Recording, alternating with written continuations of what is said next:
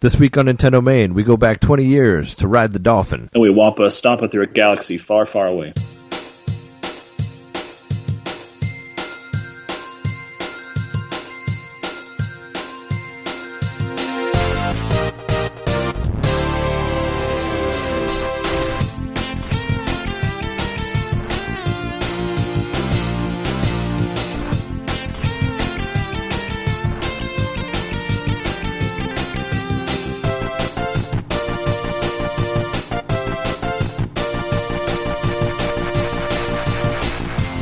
Welcome to Nintendo Main, episode 33. We are your hosts, Trey Johnson. And it's me, Jeremy Mikowski. Hey, how's it going, man? Episode 33. Getting We're up a there. third of the way there, man. 11 times 3, it's 33. And 100's going to be. I'm really looking forward to it. We're almost there. Yeah, we should do that one in person or something. Not over Skype. It'll probably be next summer sometime. Maybe by that time when we're all like rich and famous, we can like, rent some room or something and have people. I'm kidding. That's episode 100. I don't think we'll get there yet, or episode 100. I don't know. Who knows? That's a long time from here. We're not in this for rich and fame. We just do this for the fun of it and to bring you our great taste in video games, sir. Well, no, you actually told me you were going to pay me. I just hadn't seen anything. Well, a 0 divided by 2 is still 0. Yeah. Actually, I think we're on the negative. Anyway, but it's what have you been playing this week? I've kind of buckled down. I've been playing through Mario RPG a lot more. I'm hooked back into it again. I was still alternating. I got to the second star in Super Mario RPG, and then I was on the second star part on Paper Mario. So I was doing that, and I've been playing Dragon Quest 3 more because I'm trying to get through that, or Dragon Warrior 3 on Game Boy Color. I just got the ship, so that's cool. It pretty much opens most of the game up, so now I can pretty much go wherever I want. So that's pretty rad. But aside from that, I guess it's just been Pokemon Go a little bit. I mean, are you still playing that? Oh yeah, I play that whenever I'm able, and I've been playing some 64 games. Do you have any gyms, or have you beaten any gyms? Nope, I haven't beaten any gyms. All the gyms I've gone to, I've been comically underpowered before. Yeah, that seems to be the case. I went to some party the other day, and I was driven there. I was driven there by a friend. But I was doing Pokemon Go the whole way there, and I lost like 30% of the battery of my phone in like 5 minutes from playing that game. It was insane, yeah. So that game really eats your battery. At least mine it does. It's crazy. Yeah, it's not. I don't know, though, because maybe since there's more stuff happening in Chicago, it's more activity. But I haven't noticed any huge extra drain on my battery. But I guess I don't keep it open all the time. I turn it off. I must have visited like maybe 15 Pokestops on the way there, at least. You have to be quick about it. Yeah, there was traffic, so it was pretty easy to get to places. I probably got about 10 on the way home from work today. I took an Uber home, and he drove through campus. Part of me wonders if he did it on purpose, because he was being a nice guy. You're like, hey, can you drive me to get some Pokemon over there? But at the stoplights on campus, there's all kinds of stops. I was going nuts. But no new Pokemon today. Sad. But I got an Onix yesterday, and that was pretty exciting. You got the Rockworm? Uh-huh. And then I got my egg. My 10-kilometer egg hatched, and it was a Magmar. Oh, well, that's cool. Yeah, I haven't seen a Magmar anywhere. And it's pretty cool, but he's just not as powerful as, I caught this Hypno that's just super powerful compared to everything else. I haven't found another one like that since. On the subject of Pokemon Go, I was listening to our episode from last week, but you were right that water-type Pokemon are, in the water. I went over a bridge somewhere in Chicago that had water in it, and I found the Magikarp again. So I must have gotten that one from the lake while I was there. I guess that's an actual thing. It's could bodies of water have water types? Same with the grass. So, a park, something that's registered as a park in Google Maps will be tall grass. Yeah. Or Pokemon in a park, that's why. How do you find fire type? Do you have to, go to the fire department or go to a volcano you just somewhere? have to start a bonfire in your yard. Make sure it's burning when the Google Maps vehicle comes by to map your then you have for whenever they take a picture of the street. It's either that or head over to Vesuvius. Or Hawaii. Are there volcanoes there? Yeah, it's pretty much made out of volcanoes. Yeah, just go to that. You'll find Magmars. That's how you find them. Volcanoes. Or you can hatch an egg like I did. And yes, I walked 10 kilometers. It was for real. Yeah, I feel like my egg is still not really tracking me. Or it's not. I'm having a hard time with it. I think I'm only at 0.02 still out of 2 kilometers. But I don't have the app on at all times. So, and even when it's on in the background, it doesn't seem to be working. It's still kind of glitchy. It's definitely got a sort of thing if you remember in Miitomo, when you would level up and stuff, sometimes it would still be delayed at letting you know you leveled up. It's kind of like that in Go also. So, oh sure, yeah. The game at the beginning of the day, and then it tells me I've leveled up in the day, which I'm almost at level 11, so I'm still grinding away. It's slower now because RPG RPGs are. You have to get more points to get to higher levels. So Sure. There's more between levels. Yeah, so I'm almost to 11. Oh, wow. I have started to run into some different Pokemon that are a little stronger, and I did start to get different items at the Pokestops. Yeah, I'm still like level 7, so I feel like I've hardly done anything, and I still have yet to just walk around with the app and look for stuff. I mostly just do it whenever I'm in whatever area. I don't do it while I drive, obviously, but I like when I stop and I'm in a neighborhood, I'll look around sometimes. I was on campus yesterday. We went to a restaurant on campus for lunch, and yeah, there were people everywhere. It was insane. I hear that story from everybody. This is the first time I really experienced it, where I was like sitting inside the restaurant, looking outside, and just seeing people walk by and see it on their phone. There are people standing across the street. There's like kind of a drainage ditch. They're doing some construction on it, but like there must be a bunch of Pokemon showing up there because a lot of people like stand by the fence, like next to this ditch. It looked kind of like, at first I was like, why is everyone taking a picture of that cautions the ditch? Then I realized they probably were catching water type. For sure. And someone had a lure up, like at the restaurant next door, so I got a bunch of stuff while I was eating. I think that's when I got my Onyx. Nice. I was sitting at a Mediterranean restaurant. They serve fried rockworm there? Yeah, it's a little crunchy, but it's Be careful, it'll knock your teeth out. I wouldn't want to chew on an Onyx. What we forgot to mention last week about Pokemon Go is apparently people wanted to make a Pokemon Go movie, which I think is hilarious. I mean, there's already like 6 anime Pokemon movies, but I guess that's different. Somebody was trying to find the rights to it to do a Pokemon Go movie with live action people. And apparently Legendary has landed it, and they're going to do a Detective Pikachu movie, which is not Pokemon Go at all, but maybe they're going to get to that later. But it's going to start filming next year. In 2017, so that'll be interesting. There's still, I guess, there's still that petition for to have Danny DeVito be the voice of Pikachu. So I'd like to see that. I don't know if you watched any of those videos yet, but you should if you haven't. They're pretty amazing. I mean, think about it. A lot of times things from the past get turned into movies. Like, there's a couple of Flintstones movies, and then they make like, you know what I mean? Like they finally made live action Transformers movies like 20 years after it was popular. Like Pokemon just stayed popular, but it's been around for 20 years. So live action movie is like not that far fetched. I guess Pokemon joke aside, I don't know. It's not that surprising to me. I mean, if they were literally making a Pokemon Go movie, that would be shocking. Well, that seems to be the case. I mean, that's what they're planning on doing. I mean, they made a Battleship movie and an Angry Birds movie. They made a lot of dumb like game movies. I'm still waiting for the Hungry Hungry Hippos movie. That's an Oscar winner right there if they get to that. Or like Trouble, the movie. I don't know. Pop-O-Matic Trouble.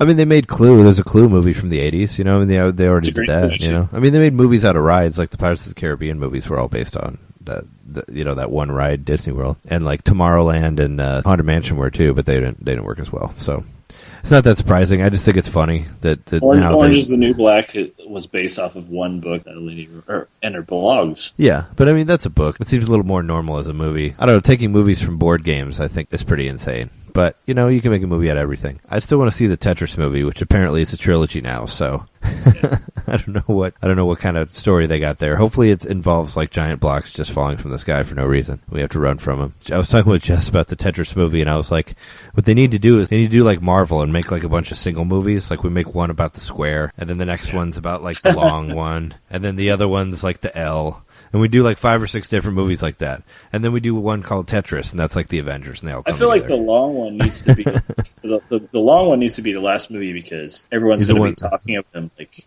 he's so rare or whatever. Like I know an actual Tetris shows up the same amount as everyone else. We have so they can actually do the Tetris. But yeah, like that's an important thing, him showing up so they can make the Tetris. But what's going to happen? Are all the blocks be getting killed?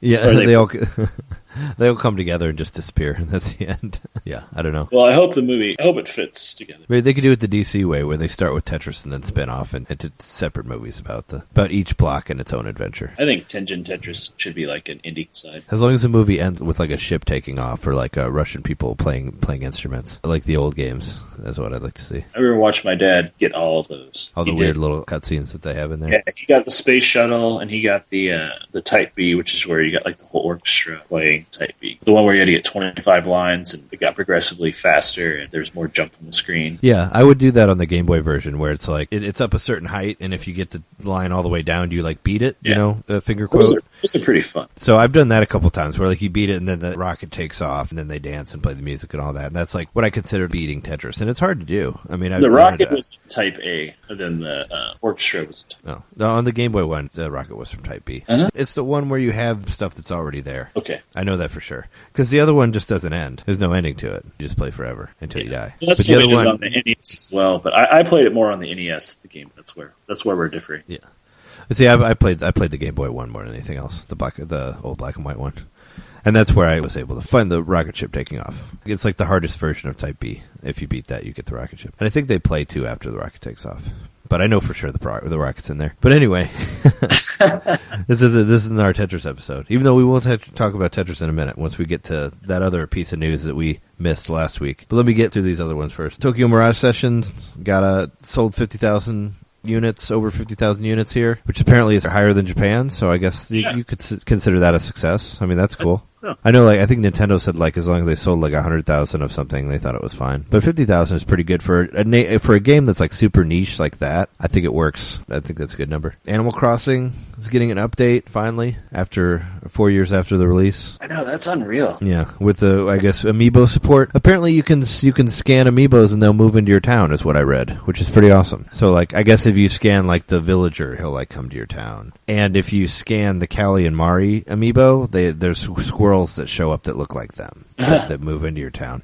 And there's a Splatoon furniture set or something like that in there. I'm wondering how it works with the Animal Crossing ones. If I scan Cap'n, will he show up more? I mean, he's already in the game, but I have Cap'n and Mr. Rossetti as a Animal Crossing amiibo. That'd be interesting to see.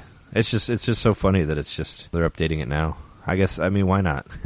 I'm sure people are still playing it. I mean, I see this more we could still receive updates to games that have been out for years now. Not just Animal Crossing, that's just one example. Oh, yeah, sure. Are they going to add Amiibo to Mario Kart 8? They did add more, for that DLC. Yeah, but there's no Amiibo. Added more costumes. Well, there's the costumes.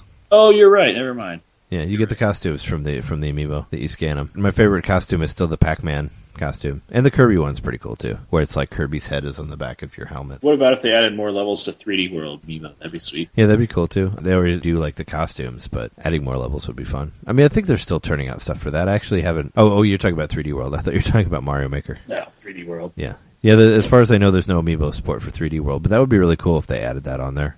Now, even though way after it's been released. It'd be cool to have some updates for that. Or Nintendo Land. There's a game they could breathe some new life into, because it's a great game, but it's underplayed. I was going to say, nobody plays Nintendo Land. They don't need to go back to that. But maybe they need to make... I guess, You're maybe. gonna play this now. There's Amiibo in it. They should. They should just start putting them in all and everything. Might as well. Nobody's really buying them anymore. Or at least I'm not. In the future, nobody will ever know that they weren't there in the first place. There's going to be Amiibo support in the original Super Mario Brothers. I don't know how that would work. I guess you could do it through Virtual Console. Exactly. Or a peripheral you'd buy for the NES that plug into the expansion port on the bottom. Disc thing is supposed to. Yeah, you could scan it on that GeForce thing that I had that never worked for NES. The one that's just a big flat. It's just like a thing you open it. It's like a screen thing that doesn't work. Sensor, whatever. Work. You can just put an Amiibo on there, and all of a sudden it works, and you can play Top Gun. Maybe. That's what it's for. Apparently, Aonuma got interviewed about something. He talked about that he wanted to make a game based on living as a thief. I saw the quote paraphrased was they asked me to make more Zelda stuff, and they asked me to make new IPs. I was thinking about making a game about living as a thief. But that's all I could say. Maybe he's working on some new stuff. That would be cool. I'd like to see new IPs, especially from him. That's all he really does is Zelda. A game where you're a thief, yeah. That's something that's been in a lot of different games. But Link's kind of a thief, I guess. He sort of resembles what you'd see in a Final Fantasy thief, I guess. That's what I think. What game is that? Oh, that's a Link's Awakening where you can steal stuff from shops. Yeah. So you're going to be a thief in that if you want to be. Yeah, totally. Something that got announced right after we stopped recording last week. We must have had the podcast curse, but yeah, what was it, 4 or 5 in the morning, something like that? Uh-huh. Nintendo announced the NES Classic, or the Nintendo Entertainment System NES Classic, I think is what it's called. Uh-huh. Basically an NES, looks like the NES, it's the size of your hand, has 30 games on it, $60, comes out November 11th. Most importantly, HDMI out, which I thought was pretty awesome. And weirdly, it comes with an HDMI cable. Yeah, and it comes with HDMI cable and a plug. But weirdly enough, corded controllers. Yeah. That's weird. What do you think is the distance on that? Are they going to have 20-foot cables? I mean, so strange. On the picture, you don't really, it's a mock-up or whatever for the promotion, but the cord doesn't seem very long. Yeah, it doesn't look long at all. I'm wondering about that. I wonder if especially if you're going to be plugging it into your Wii controller, I don't see it. But the Wii controller doesn't work with the NES Classic. Well, no, I know that, but they're saying you can use it with that. So. Yeah, you can use it on the Wii U because it uses the same plug as the classic controller, and they said you can use any of those controllers on there, like the classic or the classic Pro or whatever. You can plug that in, but I don't know. I'm wondering if like a lot of those extension cords, because you can buy extension cords for that. I wonder if people bought those. You can buy them on like Amazon, for the classic controller plugs or whatever. Yeah, that is an interesting question though, because it includes an HDMI cord. So unless it's a crazy long HDMI cord, then yeah, you're going to need long controllers to plug it into your HDTV. Yeah. You're going to need long cords.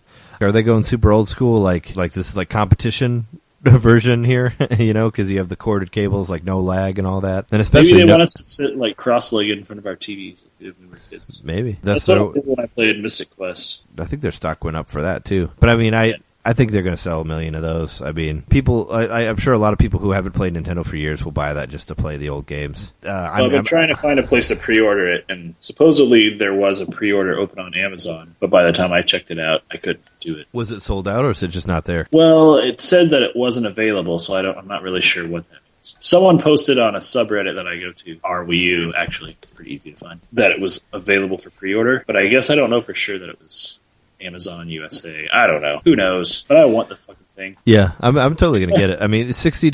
That's the price. I want it. I mean, that's the price of a new game. $60. 30 games on there. Some of the games are like kind of throwaway games, but it's a weird list. I mean, we both put a thing up on Facebook asking people like what is like one game you would add to the list that wasn't on the list. And we'll get into that in a minute, but do you want to read through the list real quick of what's on there?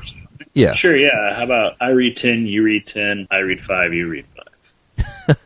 Okay. You want to do that way? You start off the list. What is your excitement for, I guess we could say, whether you're in or out or whatever? I don't know. Let's just read through them and we'll talk about them. All right.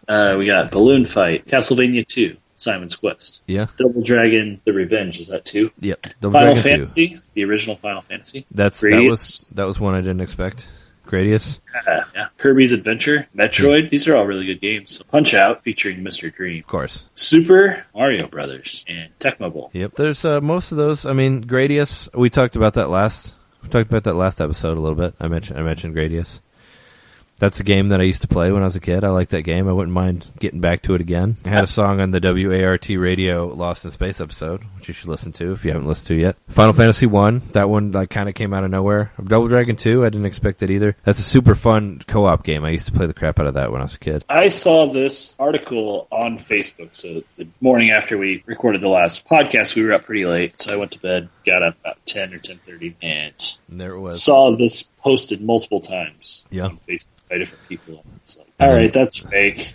And then behold, it was from Nintendo's Twitter, so that's what I was when I was like, oh, and shit, it was actually Final Fantasy that made me think it was fake. Oh yeah, no, I mean that's not weird. I mean, I don't know. Final Fantasy 1, I believe was produced by Nintendo. Okay. And Dragon Warrior 1 was produced by Nintendo too, which that's one that should be on there but isn't on there, which we're getting too early. But second 10 on here: Bubble Bobble, Donkey Kong. Great game, great music.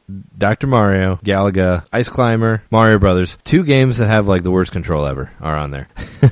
Ninja Gaiden, Star Tropics, amazing. I'm glad that's on there. That's really fucking cool. Yeah. Super Mario Brothers 2, Legend of Zelda. Some solid games. I mean, like Ice Climber and Mario Brothers and Donkey Kong, it's not like, Donkey Kong's not the best version of that. It's missing a level. The NES version is. And Ice Climber and Mario Brothers just don't control well at all. Like I consider them to be unplayable. But if you want to know where like the Ice Climber Brothers came from Smash Brothers, you can play that. But I don't think either of those are good games necessarily. But why not? I guess they could be replaced by other things, I think, but they're going to put them on there anyway. I think it's pretty sweet that Bubble Bobble's on there. I love Bubble Bobble. That's a very nostalgic game for me. I played a lot. Yeah, I remember renting that. I rented and I played it by myself. And then I remember you could go to like whatever level, and there's like 300 levels in there or something like that, at least. I believe it was the first NES game I played. Yeah, and it basically only has like one song, like through the whole game that you play.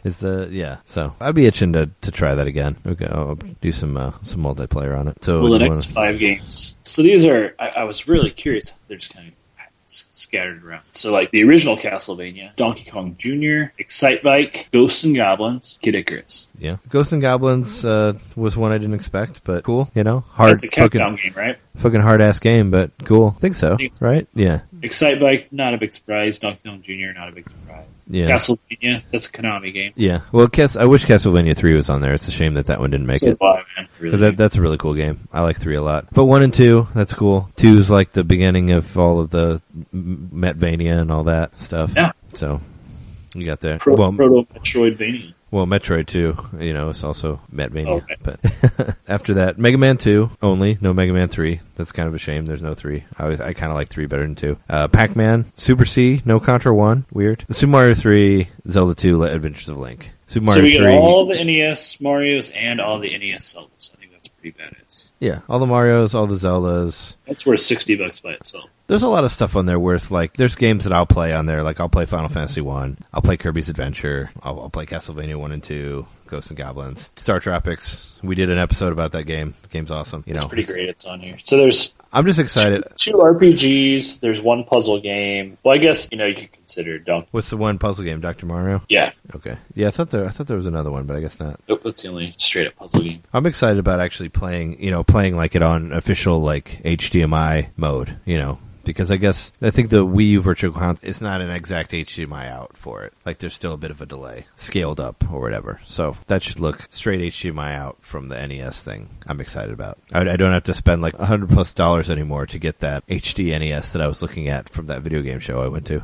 But yeah, I feel like they're going to sell a lot of them. It's a weird step. It wasn't something I expected from them, but first thing I thought of when I saw it was like, please let them make a Super Nintendo one. Yeah. Like, I would be first in line for that. I mean, I'm going to get this anyway, but I would love to see the Super Nintendo one with 30 games in it in HD. I would pay like over $100 to buy a Super Nintendo that had HDMI out. Nobody's made one yet, as far as I know, but I would buy one if they had one. I would be stoked to have Virtual Console SNES controller. Yeah. This is my favorite controller. It's such a wonderful. Well, the classic controller is pretty much a Super Nintendo controller. Yeah. It just has like the somewhat analog buttons on it. Right. The first one does, but I know what you're saying. I like that style controller though. I like the NES, the Super Nintendo with the 2 sticks on the bottom. I always thought that was like one of the best design controllers. Was the original classic controller from Wii. So anyway, we put a thing on Facebook. Let's read off some of those. We got some responses on. We got quite a few responses. What one game is missing? Try to keep track of it because I put it on 2 different things. I put it on Nintendo Voice Chat, podcast forums, and on my own personal site. So I'll try to make sure I can get everybody's one. Do you want to just alternate? I'll mention one first. Friend of the show, Rick, he put down Dragon Warrior 3, which is awesome. That was what I was thinking. First off, was like I was really bummed that there wasn't a Dragon Warrior game on there, even though there were 4 Dragon Warriors. NX seems to be like super cool with Nintendo lately, like with the re-releases on DS and 3DS of Dragon Quest games that didn't come out here, like bringing them to America finally, and finally trying to fix Dragon Quest 7 and all that. It's just it's a shame that we didn't get any of those on this. I would have loved to see Dragon Warrior 1 on there at least. I would totally play that game again. But what did you get? Well, I will say, like as an aside, the very first comment I got was from my friend George. He said I'm getting it for Final Fantasy alone. Sad that Dragon Warrior didn't make the cut. Sad face. Yeah. He is pretty sad. And, like, I agree. Like, even the first Dragon Warrior, we talked about a couple of times now, but it was given away for free with Nintendo Power. It was definitely a Nintendo game. Like, they were trying to make that, like, synonymous with Nintendo by pushing it on people so hard. So I'm surprised it's not on this console. But I think one of the more compelling ones I got was actually from my aunt, Melanie. She said there's no Tetris. And she's right. There's no Tetris. What the hell? Why isn't Tetris on this thing? Yeah, that is weird that Tetris was removed from it. I don't know. Maybe there's bad blood between that Russian guy and Nintendo, even though Nintendo kind of took him for all he was worth. Alexei something. Yeah. I think that it just makes sense for that to be on there because, yeah, it's a game that got people playing Nintendo that would have never played Nintendo. It was the game that sold the Game Boy, I think. I mean, it was a huge pusher of the Game Boy because it was such a casual game. Everybody liked it, and it came with the system. It was a great game to come with the system. And you could just buy it and then have Tetris with it, and that's all you need. Some people, that would be all they played on the Game Boy. They wouldn't get any more, It was like the first version of Wii Sports, because the Wii Sports sold a bunch of Wiis. That game by itself. Well, like what if they came out with a Game Boy version of this that has 30 games on it? Oh, with like an old school Game Boy, like maybe not as big, or maybe they want to do the brick one. I don't know. But make it like backlit. It'd be cool if it was a Game Boy Color one, I guess. But I don't know. What would you do if you did do that? Would it be like all if it was like the Game Boy Light, the one that was only in Japan? That would be badass. Oh, okay. Well, there's the Game Boy Pocket. They could make it like so that. It's still like I had one of those. But I want it to be backlit. So that's what the Game Boy Light is. The Game Boy Pocket backlit. If they make one, it should be backlit, but But should it have like 30 just straight up Game Boy games, or like 30 black cartridge, or 30 Game Boy Color? I'd like to see one that was just like all. They can make a bunch of money releasing lots of versions. Yeah, because people are going to collect all of them. I'm one of them. Yeah, I'd like to see them go to just run with this and just do this for multiple things. If they released a handheld Game Boy, even it was only had like 30 original Game Boy games on it, I think that would sell like hotcakes. Like people would totally buy that. I'd buy it. That'd be awesome. Put Pokemon on there and give it some kind of wireless action. Oh yeah, they put Pokemon there for sure. Yeah. So I will say, I mean, I got to be honest. When I first saw this, I was a little sore just because they just keep repackaging their games and selling it different ways. And I'm like, do I really have to buy all these games again? Yeah. But I've since come around and realized I really want this thing. It's like you said, it's the price of a new game. I dropped that on Xenoblade. Yeah. So and I've dropped that on a few other games too, Mario Kart 8. A lot of games I've paid full price. So $60 to have an actual physical thing that serves a purpose and isn't just a game. I mean, it's 30 games, but it's also like a decorative thing. Like it looks cool. And it could totally just have its own think about the homebrew projects. It'd be really easy to build like an arcade cabinet with one of those. Sure. It's all in there for you. You just have to put the shell in it. Yeah, the big thing for me was the true HDMI out. I was super happy about that because there is no way to do that right now for the NES. Like I said, unless you buy that other HD NES. But if you think about it, $60 for 30 games, that's like $2 a game. That's cheaper than what they're at right now on the Virtual Console since they're selling for like $5. So it's not a bad thing at all. And it's super portable. You could easily just take it wherever and play it,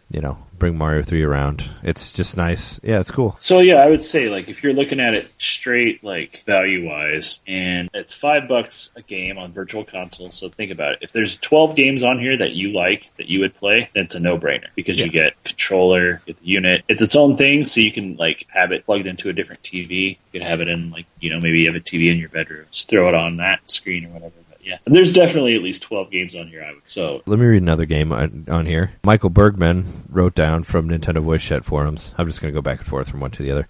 He put down Rolling Thunder. Have you played that on NES? I'm not even really sure what that is. Am I going to get hate mail now, or is that not actually an NES game? Because you don't know what Rolling Thunder is. Yeah. I mean, I think it's a Garth Brooks song, right? That's Thunder Rolls. Oh, okay. You're close. Yeah, I haven't played it. Probably weird. Is it a motorcycle game? Let me look it up real quick. It certainly sounds like a motorcycle. Rolling Thunder is a side-scrolling action game produced by Namco, originally released as a coin-operated arcade game, which ran on the Namco System 86 hardware. Okay. It was distributed internationally outside of Japan by Atari Games. Side-scrolling shooter? Yeah, it's like a side-scrolling arcade game. It's legit. I did not play it, but maybe I should. Maybe I should check it out. And it's Tengen. Is it? Gotta love Tengen. Oh, there you go. Yeah, I'm looking at it now. It looks like there's actually, it's a Tengen game, so you get that sweet black unlicensed cartridge. Yeah. All right, well, my friend Chris, he also, he said he seconds Dragon Warrior, but he added Wizards and Warriors, which I have never played Wizards and Warriors, but I looked it up. It's got a pretty strong fan following, actually. It's a Square game. I played it on that Dreamcast disc that we had with all the NES games on it. Yeah. I remember playing it on there, but I didn't think it was a very good game. but I did play it on there. I remember that. I played around with it a little bit. Yeah, Chris really likes that game, and he's I thought it's funny. He's he says, Wizards and Warriors has awesome music. Also, the sequel had Fabio. He had a guy who looked like him if it wasn't him. I mean, there was a total, muscular, long-haired, warrior-looking dude on there. I do remember that. It might have been Fabio. I don't know. I hope it was Fabio. Yeah, it probably was. Megan Hatcher, old friend, way back when. She put down Paperboy. That'd be an interesting game, I guess. I never really got into Paperboy, but a lot of people really like Paperboy. Yeah, I actually saw her. She posted. She said Paperboy wasn't. It's pretty cool. There was people that I haven't talked to in a very long time that posted on this when I put it up there. So that was interesting. There's people that I didn't even know even looked at my shit that I'm friends with that put stuff up. So it's always nice to know. Now, if only they would just listen to the podcast or download the podcast. Download and rate us, please. We need it. Yeah, my mom was one of the first people to get a hold of me about the NES Classic Edition. Really? She knew about it? Yeah. So maybe I should get her one of them if I'm able to get more than one, or if I'm able to get one. I had just pulled up the Wikipedia page for Wizards and Warriors 2, and it is, in fact... It is Fabio? Fabio, yep. I didn't say that it wasn't. I just said that it definitely could be. Well, I just wanted to check. It looked like him. I don't really be speculating something that important. Sure. So I think that's an interesting point that Chris brings up. Thanks, Chris. I'm glad I know now that Fabio was on NES. Now we are enlightened, knowing that Fabio was on there. I actually just watched a video with Fabio in it recently where Tom Green goes to Fabio's house, and it's pretty... I bet it is. It's like a Cribs, but of course Tom Green just being super weird and trying to get Fabio to take his shirt off the whole time. Weird.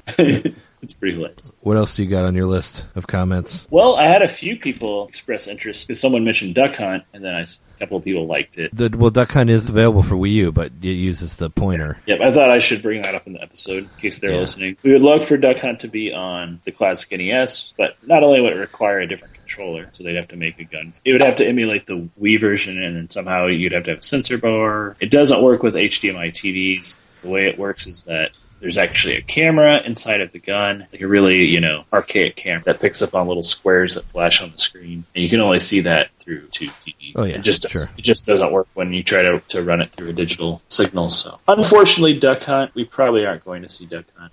Who knows, maybe eventually Nintendo's going to go crazy with this and they'll have individual games come out that you can buy, plug straight.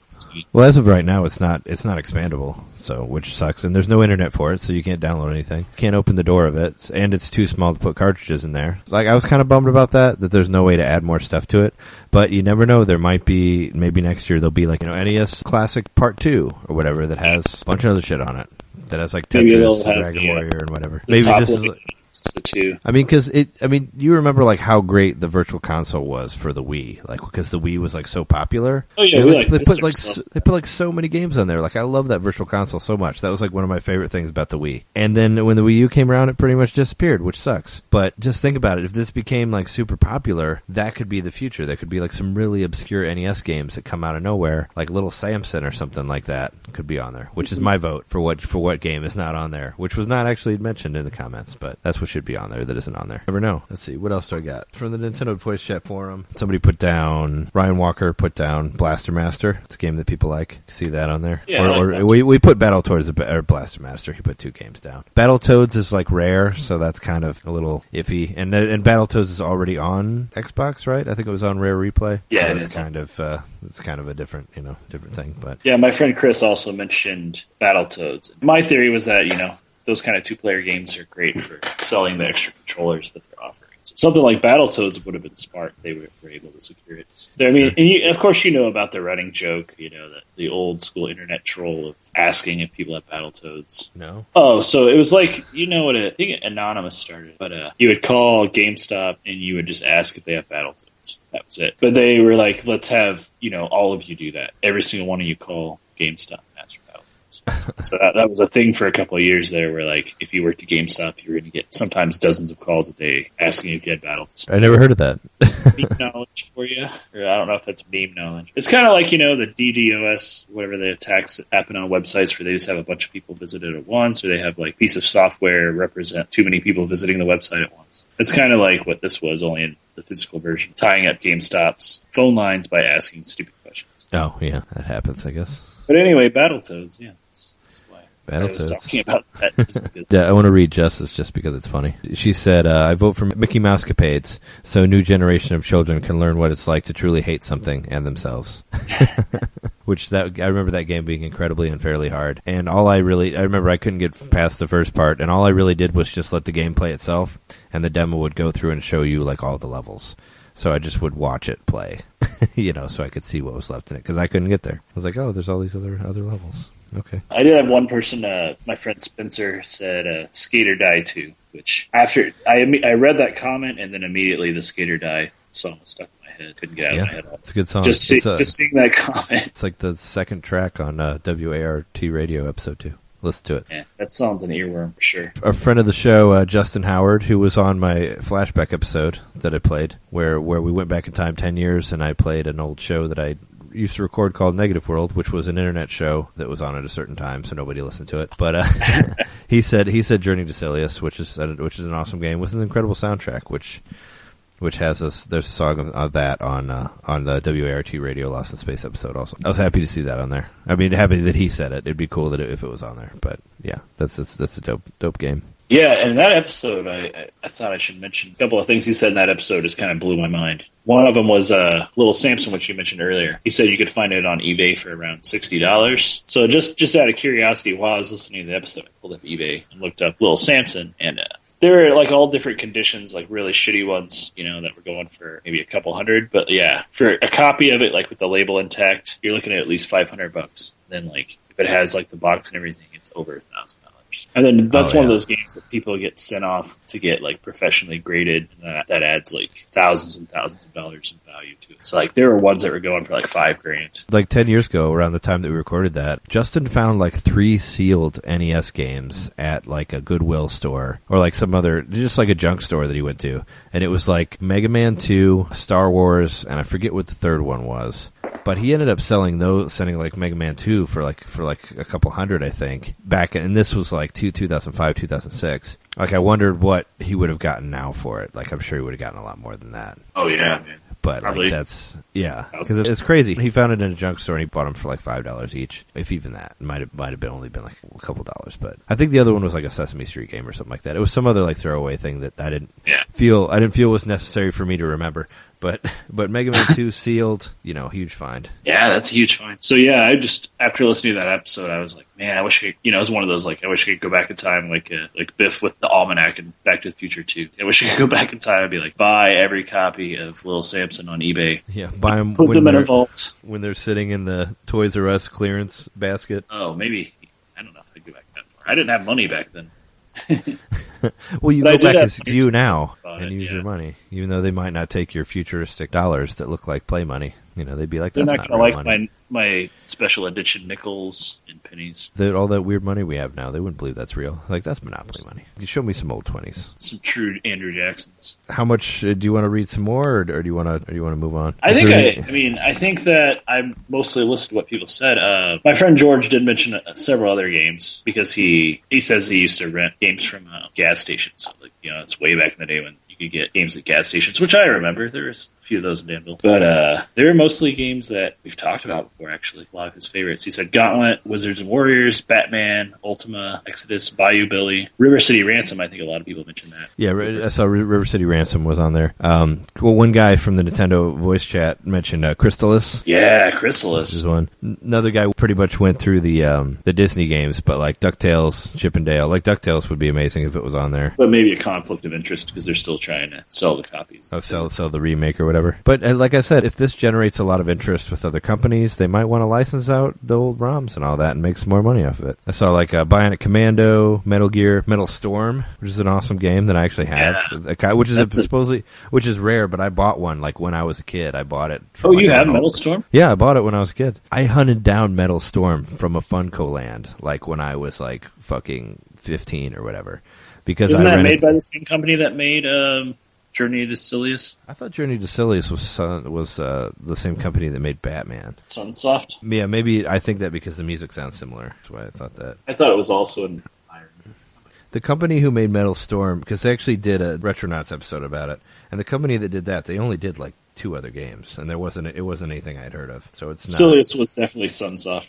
You were right about that. Yeah. But yeah, Metal Storm. I went to, when I first heard about Funko Land, which, before GameStop and Babbage's and all that, I heard of it as a place that had a whole bunch of used games. So, and there was one that was like in some suburb of Chicago that I drove up to on some family trip or whatever, and the first game I looked for was Metal Storm, and I bought Metal Storm from them for like, I don't know, $5. And I still have that copy. But I bought it when I was like a teenager because I played it, because I rented it, and I remember loving it, and it'd always been in the back of my mind of something that I wanted to get. So I hunted that down for Funko Land way back when, and apparently it's a rare game now, so it's pretty. I'm pretty happy that I have it. I've never beaten it. I was thinking about trying to get through it. I think I've only got through maybe like the first 3 levels, if that. But it's a cool game. I did it on an emulator a little bit. I just thought it looks gravity and stuff. I just thought it looked so amazing for what it was. I mean, it looked like a Super Nintendo game almost on NES. Yeah, I think it had the parallax scrolling and stuff. Yeah, but the NES Classic is cool for what it is. I'm really hoping for a second one. $60, you're locking in several good games, and very excited about it. I'm hoping for an NES Classic too. They will surely release more if it does well. Given their current popularity, like Nintendo's picking up popularity again because of this stuff. So. When they made NES Remix 1 and 2 on Wii U, those were both great games, and everybody was like, when's Super Nintendo Remix going to happen? And it never did. And I'm afraid that I hope this isn't going to be the same thing, where it's like you see this NES Classic, and it's like, oh, I'm very excited to see Super Nintendo one, and then they don't do a Super Nintendo one. That would be awful. But hopefully they do. That's the first thing I thought of when I saw it, was like, please make a Super Nintendo one. Do you think, and this is a thought I had, but I haven't really seen anyone talking about it on the internet, but do you think it's possible? I always have theories like this, that they're reusing hardware that they had like backstock of to make this device? Like maybe the ports for the controllers. Oh, probably they always the motherboard itself might be from like Wii's. Maybe it's Oh just yeah, inside. I mentioned that before, where they made the balance boards out of old analog sticks. So that's that's something they do. They recycle everything. So yeah, it very much could be whatever. Maybe it's Wii U's. It's broken down Wii U's. They rebuilt into NES classics. But no, I would say definitely. I'm sure they or even just like backstock parts they had expecting to be repairing Wii U's because they were going to sell. You know what I mean? Like they could still the backstock could just be elements that they used. I still think it's an interesting thought. Like, does it just have like a Wii circuit board inside, and they just disabled like all the stuff that made it cool?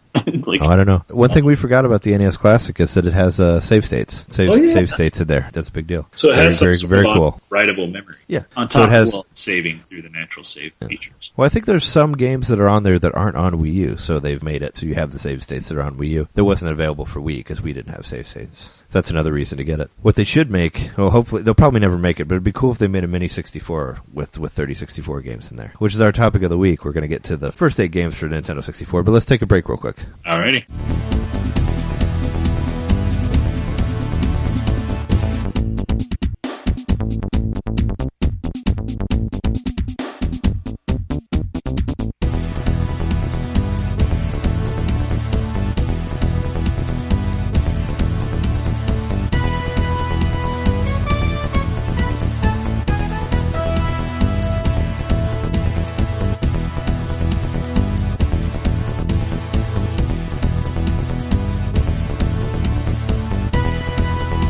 So yeah, we're almost to the 20th anniversary of Nintendo 64, at least in America. Do you know when it launched in Japan, by chance? When it launched in Japan? Yeah, the Nintendo 64. June 23rd, 1996. So over 20 years. So we're totally at 20. We're over 20 years for Japan. That's what I thought. So yeah, as a whole like celebration of the 20-year anniversary of Nintendo 64, I figured that we would do an episode where we talk about the launch window games. Originally, I was going to say launch games, but there were only 2 games that came out on launch day. So same with in Japan, there was a third game. Yeah, it was a shogi. It was a shogi game. Yeah. Starring some famous shogi player. Which I only know what shogi is because you could play it in Yakuza games. And I'm still not sure what it is, but I've played it in those games. I think it's some sort of weird... It's a virtual game, yeah. Yeah, it's sort of like a Mahjong type, maybe it's a dice game. I don't know. I don't remember. But I have played shogi and Yakuza. But yeah, and there were like some Japanese games that didn't come out here during that time, but I don't think we necessarily need to get into all of those. I figured I'd just go down the line of like everything that came out before the Christmas of 96. That was when I got my 64, was that Christmas. When did you were you an early adopter of the 64? I was not. I don't think we got, and we didn't get our 64 until I was a junior in high school. But I was playing it at my friend's house. He had one, so I was playing it from, I guess, 97 on. You didn't play it that year? No, he got his. That it was released? Christmas of 97.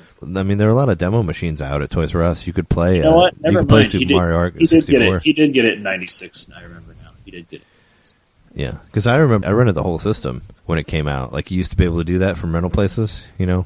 I don't know how much it cost, but you could... Oh, no, it wasn't even Blockbuster. It was Village Video was the place we went to in Morton. Small-ass rental place, but we rented the entire system. Well, we actually, in the past, my mom, we rented an NES before we got it. From there, we rented a Super Nintendo from there before I got that, and we rented a Nintendo 64 also. If I remember correctly, to rent video game systems, it was kind of like renting a car. Like, you had to have a credit card. You had to lay a bunch of stuff down for it. Because it was a valuable thing, and if you broke it, they wanted to be able to charge you. Yeah. Have you watched the Nintendo Power promo video on this? On the 64 itself? Yeah, the tape that they sent out, where they basically pick up like the coolest video game players and they take them to this lab and they basically show them like Shadows of the Empire. And I guess I haven't seen it. It's like they show Shadows of the Empire, Pilot Wings, and Super Mario 64, I think. Is what they show on there. And they show you a bunch of games at the end. The first one being Kirby's Air Ride, which I thought was cool on that video, which didn't come out for 64, but that was the first game you see. And it shows like GoldenEye, and it shows like stuff from the wrestling games. One of them, whatever the WCW NWO World Tour or whatever, the very first one is on there. And I think like, I forget what else was on there too, but pretty, it was about as ridiculous as the Donkey Kong one. Yeah. I didn't go through my Nintendo Power before I did this. I should have read something from them about the launch of 64. But that's all right. We'll do it another time for another game. I feel like it's been a while since I've given you some Nintendo Power stuff. We did that for a couple episodes, and then we didn't. We didn't for the last one because there's no Pokemon Go thing. But hopefully next time we'll get in there. But I'm sure they had some cool launch, whatever. I've actually got a friend that's wanting to possibly sell me his Nintendo Power collection. I'm trying to figure out what it's worth. Oh, I would think it'd be worth quite a bit, but I haven't really looked. I mean, I have roughly like issue 3 through almost the end of them, I think. I don't have like the first 2 or so, but... He said his started in the late 80s, which I'm not sure what year was the first year. Oh, that would probably be like at least issue 10 and above, I think. Because I thought it started in like 85, around with... Because I hope he has like... The strategy guides are what I really want to see. Yeah, I have a bunch of those. I have like the Final Fantasy 1, Final Fantasy 1, and like the Dragon Warrior, and like... Pokemon, I have the Pokemon one, and like the Donkey Kong Country ones, also Killer Instinct and Street Fighter and like a bunch of other shit. And the Final Fantasy 6, I have that one too. And like Diddy Kong Racing, bunch of shit. Those are what I'm most interested in. They're a lot of fun. The very first issue of Nintendo Power was Super Mario Bros. 2. In Claymation, yeah. So that's... I don't know what year that was. Maybe he has that one. But anyway, we're not talking about Nintendo Power. We're talking about Nintendo 64. A little bit of trivia. Nintendo 64. It was called Project Reality. Was like the code name for it before it was announced. Now I remember kids calling it Ultra 64, like in 8th grade. That was after that because it was called Ultra 64 first, and then they changed it to Nintendo 64. I guess because of like the Japanese language, it sounded weird, I guess. But on the arcade cabinets for Killer Instinct 2 and Cruisin' USA, there are advertisements for Ultra 64 on there. When it's like doing the game demo, it has a spinning 64, like it's a flat square, and it's like silver, and it says like Ultra 64. So hey, I mean, how different is that than like the NX thing then? Yeah. What if like we were getting advertisements for NX or Wii games or Wii U games? Yeah, well, there aren't yet, but I mean, I don't know. But but if it was calling it NX and then it wasn't called, do you know what I mean? Because we were mentioning last week, like you could win a signed NX, which still doesn't happen. Well, it still says like quote, yeah. It's just like it so still says kinda, like code. I mean, it still says like signed code name NX, but they didn't do anything that was like you'd win a signed Project Reality or anything like that. Right. And I don't feel like the 64 was hidden as long, but well, weren't they also using like certain hardware from it to power those games? They were basically saying like the 64 is going to have games like this on. What do you mean? Such as the Killer Instinct and Killer Instinct Gold or whatever it was. And then, oh yeah, well they were like games that they had made. Cruisin' Yeah, because like Cruisin' USA was like a partner. It was made between Midway and Nintendo, and like Killer Instinct was like Rare and Nintendo. So that's that was when they had their little small, their newer arcade thing. I mean, Super Mario Brothers and like Punch Out and all those had arcades way back when, but when they did it again. Do you remember in Donkey Kong Country 3 when you go in and she's in the cave? We may have mentioned it. Donkey Kong. Yeah, she's playing Super Mario 64.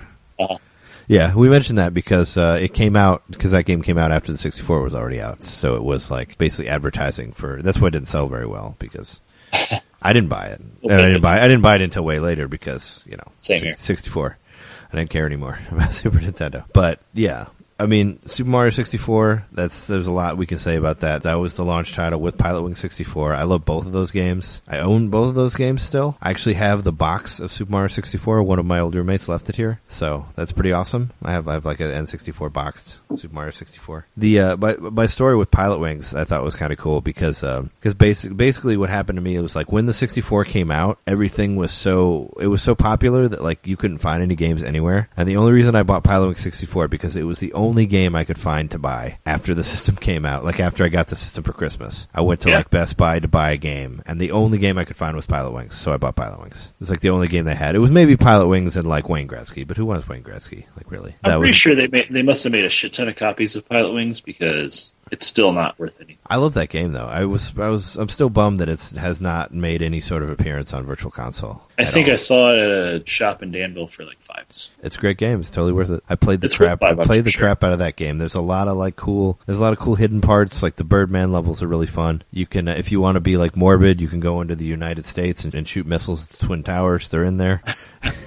You can also ride your gyrocopter into them if you want to. There's a miniature Rushmore Mountain where you can shoot Mario and turn him into Wario. Nice little extra thing there. You can find Missy, who's like Nessie, and like in the Mississippi River. There's fun little extra things in there that I found. There's like stars and stuff you can find too that are hidden in the maps. It was a very cool game. Like I played the crap out of it.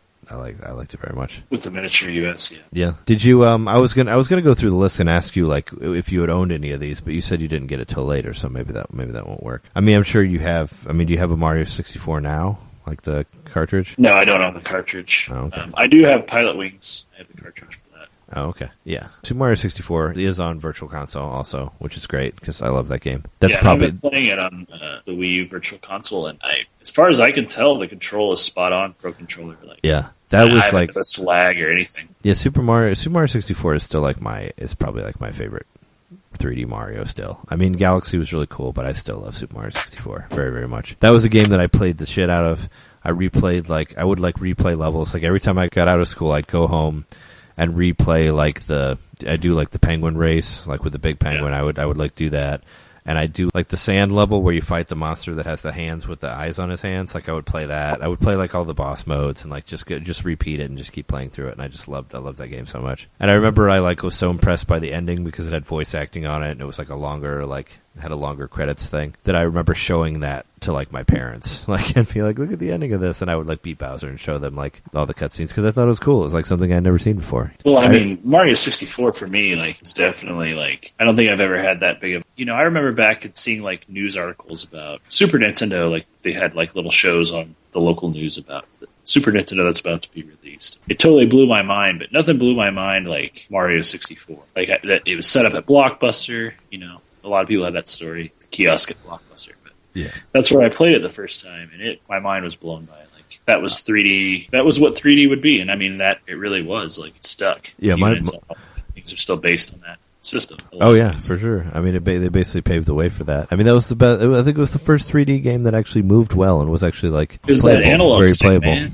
Yeah, they built it all around the analog stick. I mean, that system, the weirdness of the controller was all kind of built around Mario, I guess. Because both the Saturn and the PlayStation, their original controllers didn't have analog sticks. They added this later on. They added them later, yeah. Nintendo was the first one to do the analog stick. And that was a game changer. It was I picked up the controller. I stood in line. There were several kids in front of me, probably adults too. And I figured it out right away. It made sense.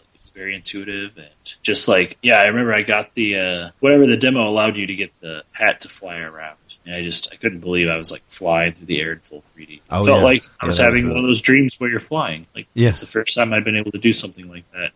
And it just I still think about that moment. It was great. Yeah, when I got Super Mario, I mean I got the Nintendo 64 for Christmas that year. I was gonna have a guest on the show. This is a scheduling conflict, but I was gonna have a guest on the show that my friend Caleb from high school. He actually worked at Kmart and basically put a Nintendo 64 on layaway for me or whatever, which supposedly I guess he wasn't supposed to do. Could have got fired for doing it, but did it anyway. Anyway, he basically held it for my mom so she could buy it for me for Christmas because they were so hard to get. It was the toy of 96. That with Tickle Me Elmo. Tickle Me Elmo was popular at that time too. Oh, really? Yeah, that was the year of Tickle Me Elmo was 64. Oh my gosh. Because I remember those being talked about together. But yeah, he helped me get the system. And when I got it for Christmas, there was nothing more I wanted to do than just play Super Mario 64. And it was so immersive, probably more immersed than I think I've been in any game ever. I was so amazed by it. I just wanted to play it and play it until I was done with it, and then keep playing it. I was just so into it. And I remember when I played it, I was because when the Super Nintendo came out and you had the different layers on the background now, and everything looked kind of better, and all the games looked like that, and there were so many side scrollers that were like that. That's what I thought was 64. I was okay, this is a 3D game, so now all the games are going to be like this. They're all going to be 3D, and then they weren't. There wasn't really much of them after that. But I thought it was going to be like Super Nintendo, where it's going to be all these licensed games that look just like this. There were a lot of didn't really happen. I mean, you had Shadows, which we'll get to later. But there wasn't. And that first part was there wasn't a whole lot of 3D after Mario. I guess they just kind of just made it, and then it was not until Zelda, I guess, which came out way later. But Mario 64, Pilot Wing 64. Good launch titles, but I didn't get the system until December 25th. So there were some other games that were out by then. And actually, second game to come out, which came out the next month on Halloween, was Mortal Kombat Trilogy, which is a game that I bought for myself before the 64 came out. I bought that and a controller, so I would be able to play it Christmas when I got it. So you were just sitting on a cartridge and just staring at it. You kind of Yeah, I bought the cartridge early. I did the same thing when the Wii came out. I bought Twilight Princess before I had a Wii, just to wait on it, just so I'd have it whenever I got the system. I think I did that for GameCube too, right? Didn't I buy? It was either Tony Hawk 3 or Smash Brothers. I bought to play on your GameCube before I had a GameCube. Yeah. Oh yeah. I mean, that was a totally different thing. That was pretty cool how that all worked out. Yeah. So yeah, I did that with that MK Trilogy. Okay, for Mortal Kombat, I guess. I had a lot of fun with it. There's some really cool codes that you can do in there. There's ones where you could unlock where you can just watch all the finishing moves. I remember doing all that. There were some interesting levels that were in there. It was fun for what it was.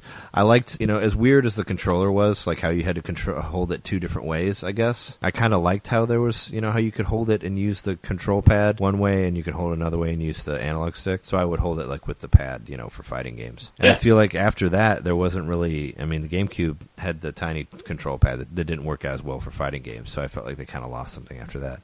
But then when the Wii came around and the classic controllers, it got better because then they got back to having like the D-pad more prominent. But I like that. I like that it had different ways that you could hold it. I wonder if I don't think there's any games where you can actually like hold like the left side of it. Like I know that was supposed to be a possible one where you hold the analog with your right hand and like the left side for the digipad. Yeah. That was supposed to be an option, but there's nothing really that you could do. I mean, maybe there's a GoldenEye option in there or something like that for that. But it seemed like a lefty-righty kind of thing, which it would have been a compromise. But like, it was a possibility that they built a controller. But I'm left-handed, and there wasn't really any games that I could play like that, unfortunately. Right. I don't know. That's what I'm thinking, though. Like, that's what would have made the most sense. Yeah. Because the it didn't have the C stick; it just had the buttons, which were like the control pad. Yeah, but it wasn't mirrored. Like there wasn't an A and B button on the left side. You're right. It's just the control pad, which could mimic the C sticks, but it couldn't mimic A and B. So you kind of screw yourself there. It was a very strange controller, that's for sure. It was a strange controller. It's a very strange controller. I mean, I remember even back in the day, like people making sexual jokes about it in high school. And well, especially when the Rumble Pack came around,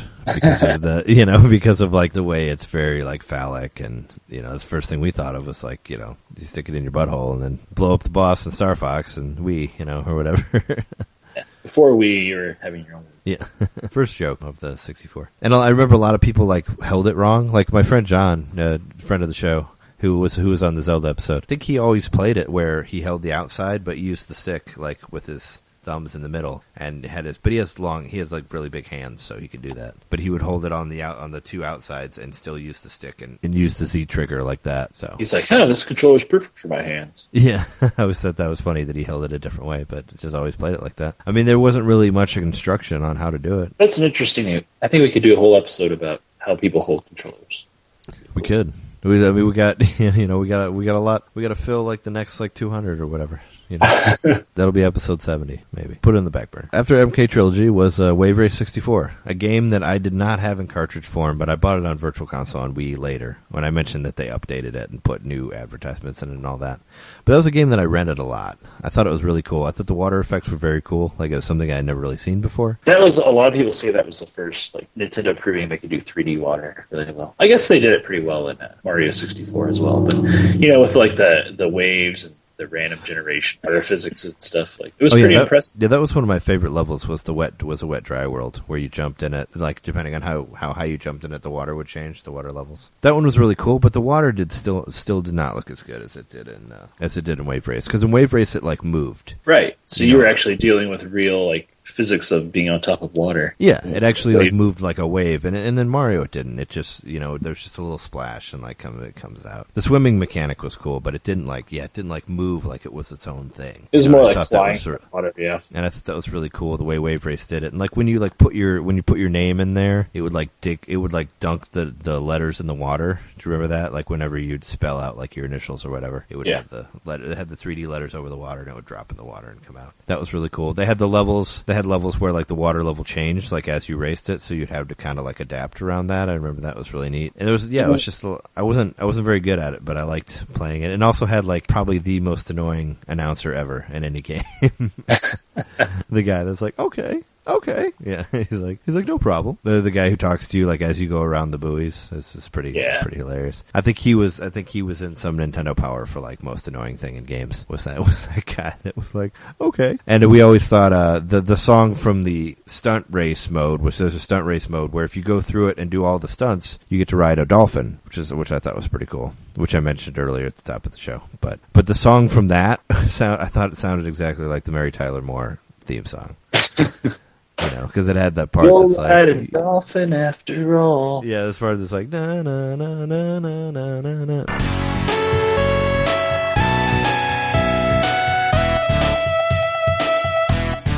Like it plays that in the song. So yeah, we made jokes about that. But yeah, that game was really fun. I had a lot of fun with it. It was very cool. I liked all the little tricks you could do, and it was really fun to race, and the water looked really pretty. Let's not forget that that's where the codename of GameCube came from. Project Dolphin. Yeah, that's what I thought of was the dolphin from there. And there was a lot of people forget there was a Wave Race launch game for GameCube, Wave Race Blue Storm, yep. which is a pretty awesome game, but I don't think anybody really played it. I bought it for like $5 later. I still have it. It's cool. I mean, it's worth checking out if you can.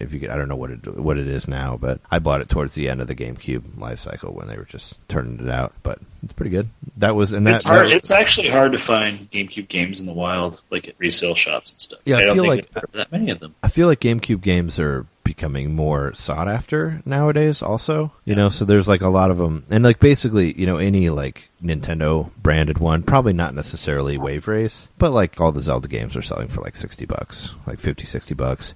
Same with like the Pokemon games. Like I'd really like to get Pokemon XD. I never played that game. It's a GameCube game. It's a role-playing game. I haven't found it anywhere for less than like $60. So, wow. And I'm not ready to pay that much for it, but it's like something I'd check out. The Pokemon Coliseum game, same thing. It's like $60, which I had, but I sold. Wish I still had it. That one had a RPG in it as well, and that was the one before XD. But those games have become more rare. The Wave Race 64, that was November 1st of '96. So you're basically getting like one game a month, like for sure, which is like kind of like what we got for Wii U.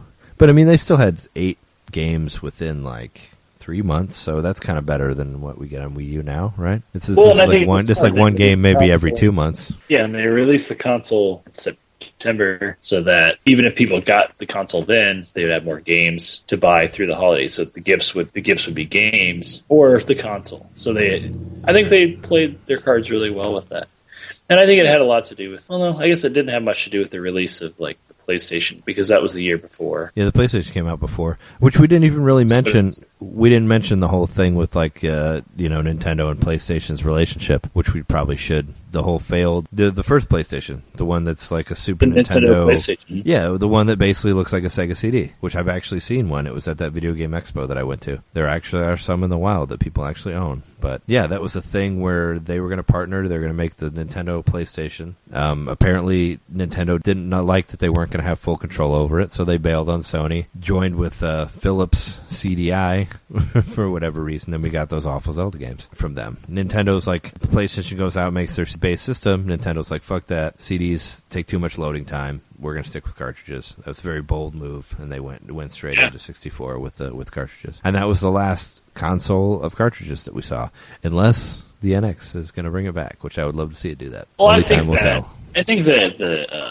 obviously those are cartridges on the Game Boy Advance. So that's cartridges. So handhelds had them still. I don't know. Handhelds still have cartridges. I said cartridges on a home console. That was the last of that, because then it went to GameCube and then Wii and Wii U. And this is the last we saw of it as a home console cartridge. But it's funny how that bad blood between Nintendo and Sony is still prevalent now. Like, I've seen people, rejoicing that Nintendo's market share was more than Sony's for like a week there because of Pokemon Go. Oh, sure, yeah. Well, it wasn't for very long, but it's still kind of there, I guess. Yeah, the competition, but I mean, Sony's got like pretty much all of the market share right now, I believe, like for next generation consoles. More people bought PS4s than anything else, but they're also making TVs and other things. But it's nice to see. I mean, it's nice to see them get up for a minute. I think they're under Sony now, actually, but by a little bit. But they're better. But they're better than where they were. November saw like 3 releases for 64, so that's not bad. I mean, there was the 2 in September, and then that was at the end of September, and then you had like all of October, but then with Mortal Kombat. But then you had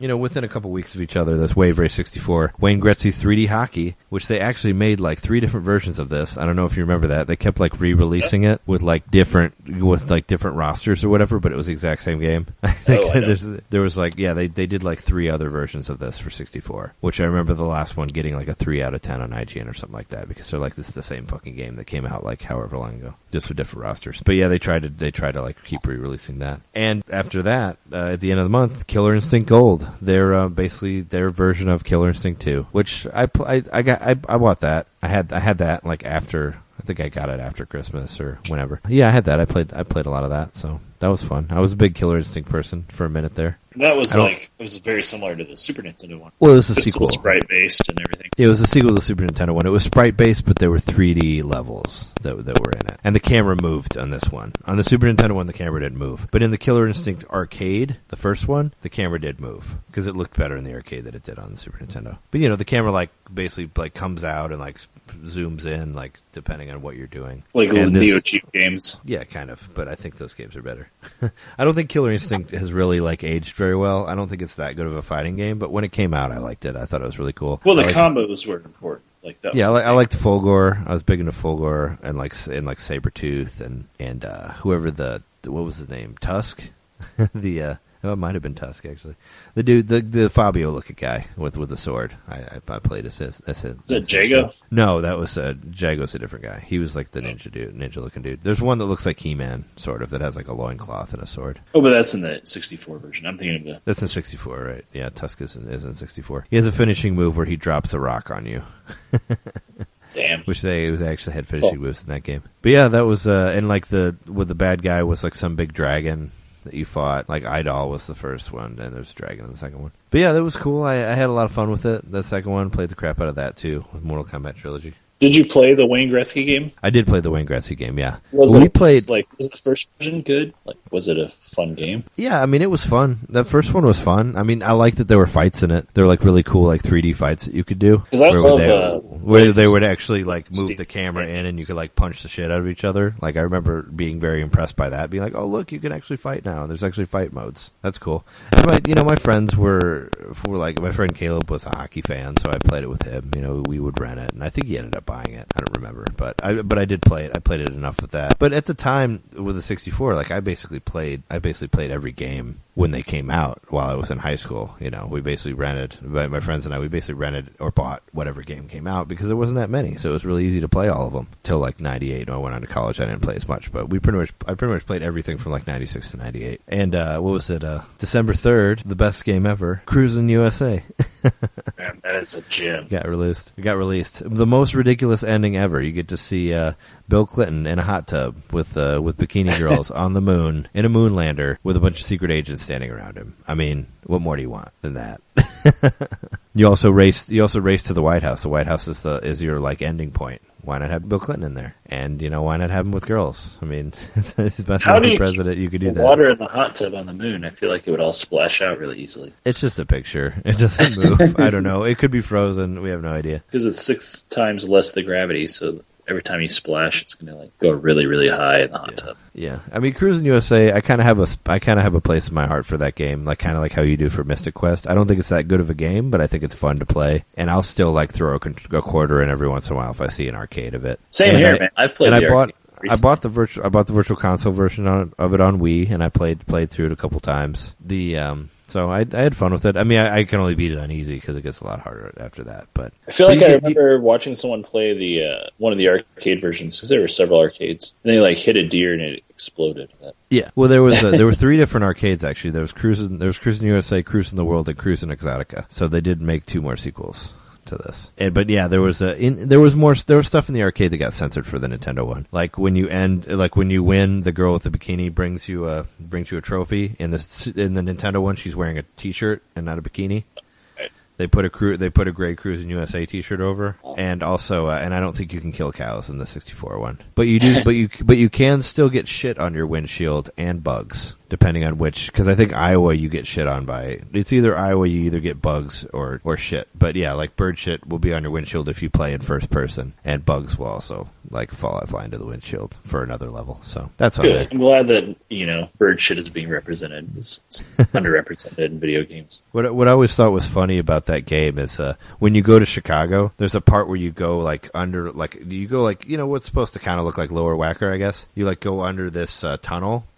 And it looks like all the buildings are attached to the top of this tunnel. Like it just looks like so generic. It's like a tunnel, and then there's like the Sears Tower is above there, plus some other buildings, and that's just a flat sprite there that's on top of the tower, and then you go through and whatever. But I had fun with that game. This was a 2-player game, right? I don't think it was 4-player. No, there actually were no 4-player games for that first launch window. The first 4-player game was Mario Kart 64, which came out in January, I believe, of 97. So, and I think NBA Hang Time was also 4-player, which also came out in January, which was the games that we got after this. But also on the same day of Cruis'n USA, Shadows of the Empire came out, which I played the shit out of that game too. I played levels over and over and over again. I haven't tried to play it lately. I think you have, right? Yeah, I've been trying to play it lately, and I'm embarrassed to say I'm having a really hard time beating the first couple of levels. Yeah, I was going to say, like, how is it aged? It's got to be, like, kind of hard to play now. Well, so I was playing through the, is it Gaul Spaceport? I can't remember. It's one of the, it's the level where you fight Boba Fett. Oh, yeah. Oh, on the train? Or is that IG-88? That's IG-88. No, you're actually, like, because there's the train that's in like the dump yard. You're in a big like canyon, and this is the first level. You get the jetpack. Oh yeah, that level's long. That's like an hour and a half level. Like I remember it taking like 90 minutes to get through there, or like 40. 64, like just the fact that it took so long to beat. I was able to beat it, but yeah, I mean, and then like the boss battle, I remember blowing my mind because like it was in full 3D space, and like you could like leave the arena, but he would still be there doing stuff. You know what I mean? Like, things kept happening, like you were really fighting like something in 3D space that was like reacting.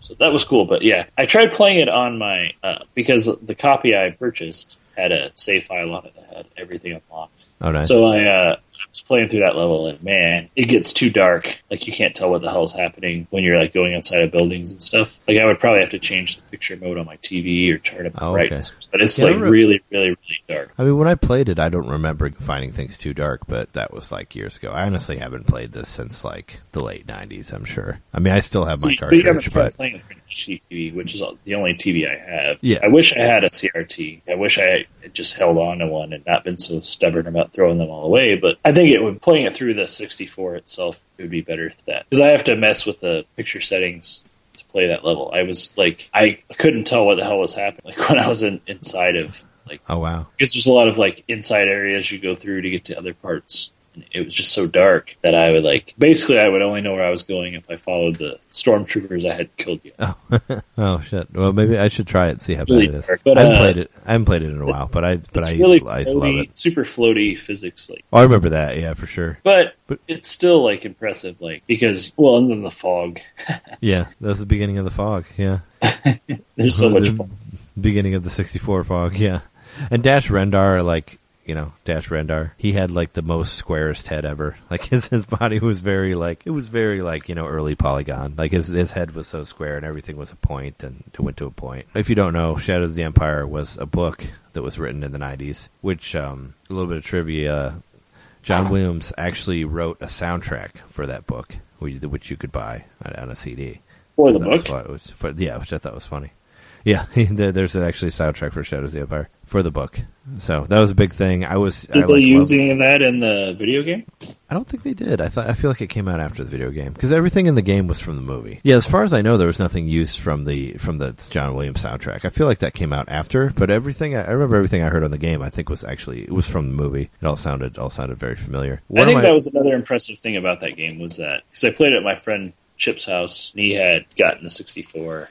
In that game, and that was like his favorite one that he was playing. It was a lot of fun. I really loved the sound in it was really good. Like it sounded like I was watching Star Wars, a Star Wars movie, but playing games. Yeah, I was kind of bummed that the cutscenes were so like flat, but I guess that was the problem with the 64 at first is they didn't know how to do couldn't really do FMV, so it made like cutscenes. But they were well difficult. drawn. What? They were well drawn cutscenes. Yeah, they just seemed like kind of they were motionless, and it was kind of like a comic book. Yeah, it was kind of weird. It was kind of weird to me. I mean, I thought that could have looked better. Even the cutscenes for like the Super Star Wars games, I thought looked better than those. Like they animated a little bit better, but that's just that. That's your double like Star Wars nerd and game nerd coming out. Yeah. Swoop level was really cool, where you got on the speeder. Where they were called swoop bikes, and that they were a new thing that was created for that game. That was a lot of fun trying to like knock people into the walls and stuff. Yeah. Yeah, because there's a whole level where you just kill people, and you're like in Mos Eisley, and there's like you see the Sarlacc pit. There's a lot of memorable levels. I thought there's, like I said before, there's the train with IG-88 when you're in like the junk planet, and then there's like, and of course the first level, which ended up becoming the inspiration for Rogue Squadron. The very first level where you go through and take down the walkers, the AT-ATs, which I actually called AT-ATs when I was a kid, just because I thought AT-ATs sound weird, but I call them AT-ATs. Yeah, but I remember playing that with my friend Caleb, like when he had it, and he had gotten the game before I did, and I didn't get Shadows until way later, because Shadows was fucking gone everywhere, like at that Christmas. Like I remember Babbage's in the mall was selling a copy of Shadows of the Empire for $100. Oh my gosh. Because they were the only place in Peoria that had Shadows of the Empire. Which I guess you could do that then, because there wasn't really a set price for games, but that was fucking diabolical. Just because of like the scarcity of Nintendo 64 games at the time, and how popular that game was. And I remember my mom like ended up finding it at Best Buy one time, and bought it for me later. Just because she knew how the scarcity of it and all that. But I remember playing it at Caleb's house, and he was trying to show me how to like rope the AT-ATs, and he's like, do it to where, because it had that weird camera angle that I wasn't used to, where it's like not, because it's behind the ship, and then when you throw out your tow cable, it's the camera's kind of like steady, fixed, yeah. It's like a cinematic camera angle. Yeah, so you have to kind of like go around it, but it won't be following your ship anymore, so it's kind of weird. So he's like, yeah, you got to do it to where you see the belly of the ship, and then just go around. And what I thought was funny is if you ran into an ATST, it would automatically kill the ATST. So I used to do that too. If you had some extra lives, just like run directly into it, and it would kill it and go to the next part, But they had those, and there were those secret rebel icons that you could get that would unlock whatever. I forget what it unlocked, but you could like do those and get bonus whatever. And Wampa Stampa code, which you mentioned earlier. Yeah, the Wampa Stampa code, which is like, I think that was what I think I used that to see the credits, because if you see the credits for the highest difficulty, they're basically like Monty Python, where like people get sacked and all that, and they do like the little commentary at the bottom, like very much like Monty Python, the Holy Grail opening credits. Well, it's debug mode, and you have to do it on medium difficulty, and then your name is period, capital W, Wampa, period, capital S, Stampa. So it's case sensitive, and you have to put it in exactly like that. And then once you start the level, you pause it, and then I'm reading this straight from the webpage. You press and hold all at once. C up, C right, C down, C left, L, R, Z, and left on the D. I don't know how you could. Oh no, you could press all the buttons at the same time. Right? Yeah. So you press all the C buttons, L, R, Z, and left on the D. And while holding these, you gently move the control stick left halfway, and then you hold all of it until you hear a sound. Then you do the same thing again with the joystick facing right, then left, right, and then left. So it's pretty complex code, and that's not even the end of it. Because if it works, like they'll show like some pink writing on the screen, and then you use different button codes to make sense. There's like multiple different Wampa Stampa codes, depending on what spaces you put on them. So like there's the one that you did with the dots for the debug, but there's also Wampa Stampa, 1 space before Wampa, and 2 spaces before Stampa. If you put that in, you get to play as a stormtrooper instead of Dash. And there's also Wampa Stampa, 1 space before Wampa, 2 spaces before Stampa, and there's one where you can play as the Wampa also. Yeah, that's for the Wampa. Oh, and then you can like actually switch between the Wampa. Yeah, and then you press like left on the control pad and right C at the same time. Up on the pad. Press right C to switch between the Wampa and Dash. So there's ones where you can play other characters. Also same thing with Wampa Stampa. You can play as an ATST, play as one of Prince Sizer's armored guards. So like there's a bunch of extra stuff you could do with the Wampa Stampa that has spaces instead of dots, which is pretty cool. So I knew it did other things other than just the debug. But there's a lot of stuff in here. Like, was this released as a PC game at the same time? It was released as a PC game later. Like I think like 2 or 3 years later, they released it as a PC game. Very PC. But it was it came like way after, and I remember they did one that like looked a little bit better.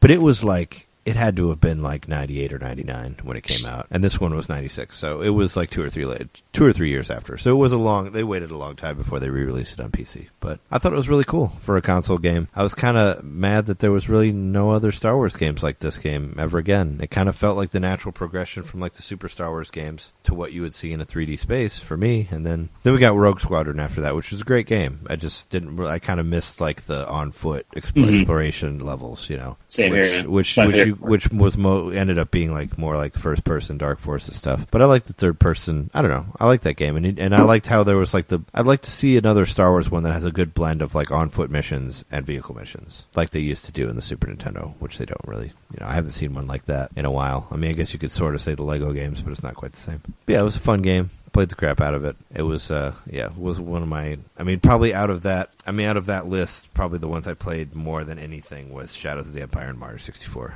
Even though I did play Pilot Wings a lot, but I didn't play it. I don't think I played it as much. Because with Shadows of the Empire, after I beat that in Mario 64, I kept replaying levels over and over again. Because I liked playing it.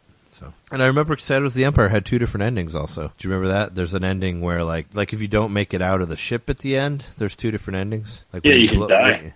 You can die, and if you don't like make it out of a certain one, and there's one, and depending on what difficulty you're at, it shows there's different endings also. Because I think there's one where you don't know if he lives or dies, and then there's one where you see him later. I think that's the full ending. But yeah, there was code for credits also, which you could do whatever, where you just put in the word credits with whatever spaces, and then you'll just see the end of it. Those were the 64 launch window games. 8 games like in 3 months. Pretty good. We don't get that on Wii U, really. But we get like Virtual Console and like other stuff like weekly. So yeah, it's a little bit better. But yeah, back then those were. I think I owned about half of those. Like when I was like, what did I get? I bought Mario 64, Pilot Wings 64, Mortal Kombat Trilogy, Killer Instinct Gold, and Shadows. So I had like 5. I had 5 of the 8 of them. I didn't get I guess I didn't get the sports ones. The sporty ones. Right. But I picked up Wave Race and Cruis'n USA later on Virtual Console on Wii, which Wave Race was one that I always kind of wanted, but I just never really got the cartridge of it. But I did like the game a lot. Is there anything you feel like we haven't said yet about the 64 launch window games? Well, I will say, like, I don't know. I feel like we talked more about Shadows of the Empire than we did about Mario 64. Well, I always wanted to play Mario 64, but I ended up not really being able to play that game until we got our Nintendo 64. Which you said you didn't get it until like 98.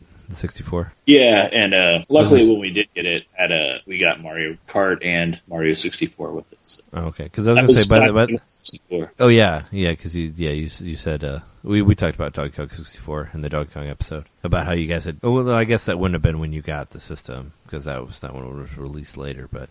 We talked about how you like sat around and then you watched that video and it says like hell of a guy and all that. Everybody's like, yeah, it's surprising. But if you would have got it in like 98 or 90, or there would have been more games, by the time then. And hopefully like there wasn't too much that overshadowed Mario. Hopefully you still got to spend time with Mario 64 because I did, and I played through Zelda at my friend's house. So he never got Mario 64. That's why I hadn't played it. Oh, okay. But he didn't care about Mario 64 for whatever. So the only 3D game he had that I cared about was Shadows. So I played a lot of that. Yeah. And, I watched him play a lot of Castlevania, but it looked like it sucked that I didn't really want to play it. I like Castlevania 64. I know a lot of people don't, but I rented it and enjoyed it. What I played of it, I didn't really play the second one, but apparently the second one's better. It's like kind of the same game, but it fixes whatever was wrong with the first one. The one with the wolf in it, the second 64 one. I always wanted to play Quest 64 because it was the only RPG until Paper Mario. I think I still got that game if you want. I don't know. You have Quest? I was like so disappointed by Quest because I was such a huge, I was a huge RPG fan from Super Nintendo because we had all these fucking great Super Nintendo RPGs. And then like 64 comes around and then all of a sudden nothing. Like everything like dropped, like because they pretty much severed their relationship with Final Fantasy, because Final Fantasy went to discs. They could hold more data. It's easier to make longer games. And that was why Nintendo made the DD, I guess, was to try to get more, more RPGs on there, or like, kind of win back Square somehow. And, what became Mother 3 was, Earthbound 64 and all that was on DD. But yeah, I was like super pumped about Quest. I bought Quest and it's a rough game. It's a hard game to play. I was overly disappointed in it in the long run. So I think it brought RPGs into the 64-bit realm well. No. I mean, the game that did was Paper Mario. Paper Mario was an excellent game. Speaking of weird, I mean, this isn't launch windows, but we could talk. Did you ever play Hybrid Heaven? Did you ever play that game? That was a weird RPG for 64. No, I didn't. Where it had like sort of turn-based battles, and you would use like wrestling moves on people. It was a weird game, but I think I still have that game too. But that was like a huge one for me because that was like, you know, RPGs. Well, I guess, you know, there was a couple like Legend of Mystical Ninja. That was like basically Zelda before Zelda. I had a lot of fun with that game. You know, that's a game I'd like to play through again. Actually, it's Legend of Mystical Ninja on 64. Go 64 on, yeah. One. Yeah, do an episode about that. Because I played the shit out of that game in high school. I like loved it so much, and I'd like to play it now and just see if it's any good still. But I remember watching Mark played it a lot at college. We played two. We played the 2D one because it was co-op. But I don't know if he played the first one or not. But I remember playing two with him because it was like more like the Super Nintendo one, and there was co-op in it. But yeah, I think I still have my Quest 64 unless I've like burned it or left it at my mom's house or whatever because it wasn't very good. But that'd be an interesting one to try again, I guess, and see if I can find some enjoyment out of it. But I mean, it wasn't anything near any of the Super Nintendo stuff, like, so it was kind of hard for me to like. Did you watch that video I sent you? I know it got mentioned on the Facebook group in BC. Oh, yeah, that there's an American 64 DD. Yeah, man, that's kind of mind blowing. Yeah, I didn't realize about that until later. Like, I didn't realize what it was. I thought it was just a video of somebody talking about DD. But yeah, then I found out later that it was American one, which is that's awesome. A guy. His name's Metal Jesus Rocks. So he's got like YouTube channel. He's based out of Seattle. You know, some people love him, some people don't like him that much. Like, it's just a dude talking to the camera, you know, whatever. But he's got like connections because, you know, he's in Seattle and he's been collecting games for a long time. So he got a hold of this, a prototype retail release of the North American 64 DD. And it's for real. Like, he ended up contacting, this is why I say I think he's well connected, because he ended up contacting an engineer. I wish I'd written down the name of this engineer, but it was a guy, you know, that worked for Nintendo that was one of their engineers, worked on this device, and the guy confirmed that it was, you know, a legit, like, pre-release retail version. Yeah, they were wondering like where it came from, or if like Nintendo would like try to retake it, or I don't know. Yeah, and then it had a disc with it, but you can't boot up the disc. You can't do anything with it. You can't play it. So there's no way to tell what's on the disc because it's a proprietary disc-based thing. So wow, that's crazy though. Yeah, but the fact that it showed up in the first place, it's very similar to the PlayStation Nintendo thing in a sense. Like, you can't really do anything with it, but you know it exists because someone's proven. Yeah. It's like possibly release it. Yeah, like the Nintendo PlayStation. Like, I didn't know that actually exists, but yeah, you just said that. But yeah, there actually is one. It's crazy. Yeah, I'd like to see it. I mean, it's too bad it doesn't run or the disc doesn't load, but it's crazy. Well, but if you watch the video, you know, you see the splash screen or whatever you want to call it, and it's just Mario running around doing different things. Like, there's something happening. You can at least watch that. It's just Mario running around hiding behind. Well, that's cool. So it works in that sense, but yeah, he can't get a disc to boot up on it, the one disc he had. Oh, well. And it requires some kind of dev cart that's like, it looks like an N64 game, but it's like 3 times as tall. Oh, You should watch the video. It's the wide one or whatever. I remember seeing some of those. There was a Game Boy thing like that too, where you could play Game Boy Advances on it, and I think it was only for video capturing, but those exist. So there is like sort of a Super Game Boy for that. I don't know. It'd be cool to try to find stuff like that. I'm sure it's like would be super super expensive, but it's nice to get like stuff that was only allowed to go to like, you know, rental like places who were viewing it or whatever. It'd be cool to be able to get like, you know, stuff that's like secretive or whatever, like that type of thing that's not actually supposed to exist. Well, I think it'd be cool to look into. Like I said, I think he's well connected. Plus, he's in Seattle, which is obviously where NOA is based out of. So yeah, totally. He got real lucky, and man, that'd be amazing to own something. Yeah, if he's listening to us, send it to us so we can try it out. Probably not, but you never know. Anyway, I think that'll do it for this episode, right? I think we covered enough on the launch window games for Nintendo 64 for the 20th anniversary. Yeah. Happy 20th birthday. Happy 20th birthday. This has been our episode 33. We're your hosts, Trey Johnson and Jeremy Mikowski. You can find us on Nintendo_domain, Twitter. That's my Twitter account. You can find us on there. We have a Facebook page for Nintendo Main, NintendoMainPodcast.com. We have a website also. You can download us from whatever podcast thing you use. You should be able to find Nintendo Main. I also have another show called The Honey Darling Show, which you can look up on any other podcast thing. Listen to that as well. And yeah, leave us a review if you can. We need reviews. And subscribe. We need downloaders also. Yeah, subscribe to us on one of those podcasts. We do it for you. If We you have a actually podcast. would. You can even tell us your podcast. And we'll listen to As a it. comment, Totally. and we'll listen to it. Yeah. Anyway, we will see you next time. See ya.